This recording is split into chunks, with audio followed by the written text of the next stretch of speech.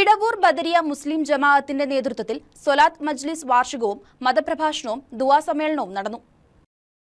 ഹിദായത്തുൽ ഇസ്ലാം മദ്രഹാളിൽ നടന്ന സമ്മേളനത്തിൽ ജമാഅത്ത് പ്രസിഡന്റ് നിസാർ ഈറയ്ക്കൽ അധ്യക്ഷത വഹിച്ചു. ദുആ മജ്ലിസിന് ബദരിയ ജുമാ മസ്ജിദ് ഇമാം സിദ്ദീഖ് റഹ്മാനിയും ദുആ മജ്ലിസിന് ഖാലിദ് ഉസ്താദ് പാനിപ്രയും നേതൃത്വം നൽകി. തുടർന്ന് അൽ ഹാഫിൾ മാഹിൻ മന്നാനി വെമ്പായത്തിന്റെ മതപ്രഭാഷണവും നടന്നു. അറക്കൽ നിയാസ് ചികിത്സാ സഹായനിധിയിലേക്ക് പിടവൂർ സൗഹൃദ കൂട്ടായ്മ നൽകിയ 1 ലക്ഷം രൂപ ചടങ്ങിൽ ഏറ്റുവാങ്ങി.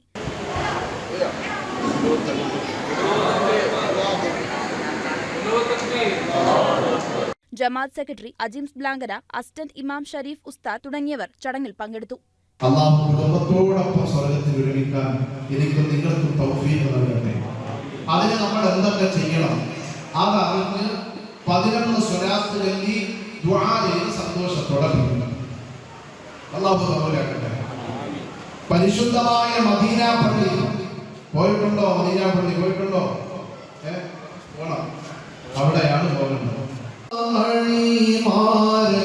മഹാനായ മുഹമ്മദ് മഹാരന്നമേ എന്നും കിനാവിലായി ദർശിക്കാൻ വിധി കൂട്ടല്ലാഹ്. News desk KCV news.